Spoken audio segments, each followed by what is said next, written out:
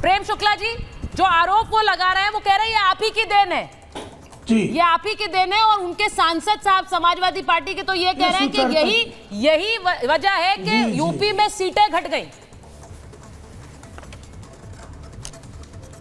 सुचरिता जी, इस देश को बांटा है जिहादी नारा देने वाले, जिन्ना की विचार को स्वीकारने वाले अलीगढ़ मुस्लिम विश्वविद्यालय के जिहादियों ने, और इस देश को बांटा है अल्लाह अकबर का नारा लगाकर। पाकिस्तान बनाया, बांग्लादेश बनाया। इस देश में रहना है तो हुसैन कहना है, ये पाकिस्तान जा चुके हैं, बांग्लादेश जा चुके हैं, और हिंदू मुसलमान के नाम पे इस देश को बांट चुके हैं। और हिंदू मुसलमान के नाम पे देश को बांटने वाले जय श्री राम के विरोध में क्यों बोलेंगे? भाई ये राम की धरती है, इस भारत की भूमि में प्रभु राम पैदा हुए, इसको कौन इनकार कर सकता है? जिस समाजवादी पार्टी के श्रीमान जी प्रवक्ता हैं, उस समाजवादी पार्टी जिसके नाम पे बनी, वो डॉक्टर राम मनोहर लोहिया ने कहा है कि यह देश राम कृष्ण और शिव का देश है। उन्होंने तो नहीं कहा यह हुसैन का देश है। लोहिया जी ने कहीं लिखा है कि हुसैन का देश है, यह हसन का देश है। ये राम कृष्ण और शिव का देश है। ये गांधी भी यही कहते हैं। देखिए, ये कोई व्यक्ति जो है बदतमीजी से हंस रहा है, जरा उस शुकर कुल कलंक को कहें कि शांत रहे। हंसना मुझे भी आता है, अट्टहास करना मुझे भी आता है, लेकिन मैं इस बात को मैं मानता हूं कि जब मुल्ले काटे जाएंगे तो राम राम चिल्लाएंगे। अगर कोई भी नारा लगाता है वो कार्रवाई का पात्र है। अगर कोई भी इस तरह का नारा लगाता है कि जब मुल्ले काटे जाएंगे तो राम राम चिल्लाएंगे, कोई भी नारा लगा रहा हो, और भाजपा का कार्यकर्ता तो बिल्कुल नहीं लगा सकता, तो ये नहीं। लेकिन वंदे, इस देश में रहना है तो वंदे मातरम कहना है तो सुचरिता जी आप भी स्वीकार रही हैं। आप बैंकर हैं, आप किसी पार्टी की एक्टिविस्ट नहीं हैं, और इसीलिए लेकिन इस देश में रहना है तो वंदे मातरम कहना हमारा रहना चाहिए। और इस देश में रूल्स फर्क नहीं हो सकते। लेकिन अभी आप जो है सपा के जो प्रवक्ता महोदय हैं, इनसे कहलवा लीजिए वंदे मातरम, भारत माता की जय कहलवा लीजिए, इसी चैनल पे कहलवा लीजिए। इस देश में रहना है। वंदे मातरम बोला मैंने वंदे मातरम बोला, मैंने हर हर महादेव बोला, सब बोला। बताइए, अब बताइए, आप अल्लाह अकबर बोलिए, आप अल्लाह अकबर बोलिए, स्वागत है आपका, स्वागत है या हुसैन बोलिए, चलिए आप बोलिए, या हुसैन बोलिए। मैंने बोला वंदे मातरम, मैंने वंदे मातरम बोलिए। ये सत्य है कि नहीं है? देखिए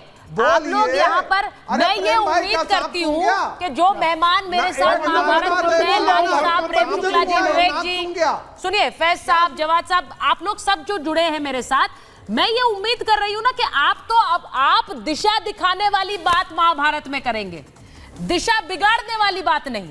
और इसीलिए ये जो नारे लगते हैं, जो एक तरह से चुनौती देते हैं, ये भड़काने वाले नारे, इनसे बचने के लिए, क्योंकि ये सौहार्द बिगाड़ सकते हैं, इसीलिए कुछ गाइडलाइंस जारी की गई है। और उन गाइडलाइंस के खिलाफ खड़े हो जाते हैं।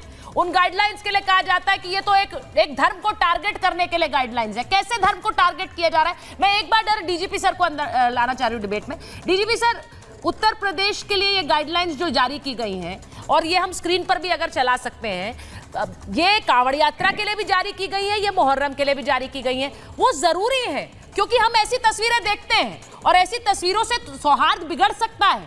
अब ऐसे ही धार्मिक नारे आप अगर कोई हिंदू लोग जाके मुसलमान कॉलोनी में लगाए, मुसलमान लोग हिंदू कॉलोनी में लगाए, इससे बहुत सौहार्द बिगड़ सकता है। ये हम मानते हैं, जानते हैं। तो इसमें गलत है कि अगर कुछ नियम बनाए जा रहे हैं? सुचरिता जी, नियम आज के बनाए नहीं है, ये 50 साल पहले के बनाए हुए हैं। और हर मेजर त्योहार के पहले उस पे बल दिया जाता है, और फिर बल दिया जा रहा है। हर थाने में 4 अभिलेख होते हैं, त्योहार रजिस्टर, उसमें मानक दिए रहते हैं कि एस्टैब्लिश्ड मार्क कौन सा है, ताजिए के डायमेंशन क्या है, रास्ते में कोई अवरोध था, पहले कभी कोई समस्या हुई है कि नहीं, कभी किसी ने कोई आपत्तिजनक बयान दिए हैं कि नहीं दिए हैं, और जिन्होंने किया है आपत्तिजनक बयान या हरकत, उनका नाम सांप्रदायिक गुंडा रजिस्टर में है, उनको तो पहले ही त्योहार के नजरबंद कर दिया जाता है। तो ये चीज रिटरेट की जाती है कम्युनिटी पुलिसिंग के जरिए और हर स्तर पे कि शांतिपूर्ण तरीके से रहिए, आपत्तिजनक बयानबाजी न कीजिए, वरना इसके बड़े भयावह परिणाम आपके लिए होंगे। तो ये कोई नई चीज नहीं है, केवल बल दिया जा रहा है। और त्योहार हिंदू मुस्लिम की बात न करके प्रत्येक त्योहार, प्रत्येक संप्रदाय, प्रत्येक बिरादरी को ये इसका पालन करना होगा। इसमें किसी तरह का ये नहीं है किसी बिरादरी या मजहब या धर्म या किसी जनपद का, ये पूरे प्रदेश और देश के ऊपर लागू होता है। किसी की भावना भड़काने का किसी ने अगर कुछ साहस किया तो पुलिस फिर अपना काम करेगी और जो पुराने शातिर बदमाशान हैं उनके ऊपर कार्रवाई होगी। ग्राफिक्स अधिकार नहीं है किसी के केवल अड़ंगा लगाए। विक्रम सिंह जी, जब मैं आपसे बात कर रही हूं, मैं अपनी टीम से भी कह रही हूं कि अगर वो ग्राफिक्स भी चलाएं, जो कि गाइडलाइंस हैं, कांवड़ यात्रा को लेकर भी है और मुहर्रम को लेकर भी, तो ऐसा नहीं है कि क्योंकि ये आने वाला समय त्योहार का होगा, रक्षाबंधन भी आने वाला है, कांवड़ यात्रा निकलने वाली है, मुहर्रम के जुलूस निकलेंगे, इसीलिए मैं पूछ रही हूं। आज जवाद साहब आप स्टूडियो में हैं, बताइए, फैज खान साहब यहाँ बैठे हुए हैं, मैं ये इसलिए पूछ रही हूं क्योंकि मैं विवेक जी आपके पास आऊं उससे पहले एक बार जरा स्टूडियो में ये पूछ रही हूं, उसमें कोई समस्या है अगर एक गाइडलाइंस दी जा रही है और सबको दी जा रही है जिससे उसे फॉलो किया जाए और किसी तरह की कोई दिक्कत ना हो, इसमें यह कहना कि एक धर्म को टारगेट किया जा रहा है, कैसे किया जा रहा है जवाद साहब? बहुत बहुत शुक्रिया शुताता जी आपका जी। और देखिए, एक बड़ा मशहूर शेर है ना कि मजहब नहीं सिखाता आपस में बैर रखना, हिंदी है हम, वतन है हिंदोसिता हमारा। और सभी के लिए गाइडलाइंस अगर आ रही हैं तो फॉलो करना भी चाहिए, इसमें कोई नहीं, और तमाम जगह प्रदेशों में दी जाती हैं।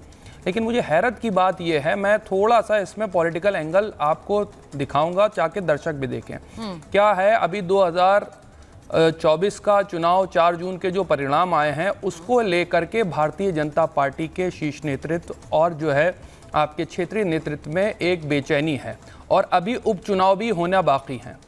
तो उसको लेकर के, और हमेशा ध्रुवीकरण की राजनीति से किसको फ़ायदा होता है वो जग जाहिर है। कौन सी पॉलिटिकल पार्टी के लोग हैं जो ध्रुवीकरण करके अपनी राजनीतिक रोटियां सेकते हैं, इसको भी बताने की ज़रूरत नहीं।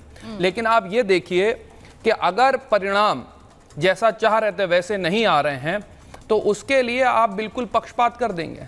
हम तो सिर्फ यही कहना चाह रहे हैं, ये पहली बार तो है नहीं कि मुहर्रम और कावड़ पहली बार साथ में आए हैं। जवाद साहब, मैं यही तो सदियों से साथ मिलाते चले आए हैं। नहीं, तो आप ये कह रहे हैं कि वो उनकी नंबर नहीं आए तो वो पक्षपात कर रहे हैं, वही तो पूछ रही हूँ मैं, पक्षपात हो रहा है क्या? मैं तो भारतीय जनता पार्टी को क्लियरली कह रहा हूँ, हाँ, और सरकार को भी कह रहा हूँ, जिस तरीके की ध्रुवीकरण की राजनीति करी जा रही है मैं उसके खिलाफ हूँ। हाँ। और सरकार में बैठे बहुत से लोग तो ये नारे सही है, ये नारे सही है। कौन से नारे? जो नारे लग रहे हैं, क्या नारे सही है? क्या नारे? आपको नहीं पता है? नहीं, नारे अगर नारे आपको नहीं पता, नारे असंवैधानिक हैं, हाँ, और किसी की भावनाएं आहत होती है तो पुलिस प्रशासन है। नहीं, इस देश में रहना है तो वाले नारे जो होते हैं, ये धार्मिक नारे जिसके बारे में कंडीशन लगा दी जाती है, देखिए भाई इस देश में रहना, अभी लारी साहब ने कहा इस देश में रहना है तो जय श्री राम कहना है, तो उस नारे में तो जवाद साहब भी बहुत बोलते हैं, लेकिन इस नारे पर वो कहते हैं, देख लीजिए कौन से नारे, देखिए क्या कंडीशन। जो भी असंवैधानिक नारे हैं उनको मैं कंडेम्ड करता हूं और सरकार कानूनी कार्रवाई करे। लेकिन नहीं, तो अगर कंडेम कर रहे हैं तो समझिए ना कि इस तरह की नारेबाजी, इस तरह की हरकतों से माहौल बिगड़ सकता है, इसलिए कुछ गाइडलाइंस होती है फैज साहब, इसीलिए तो लगाई जाती है।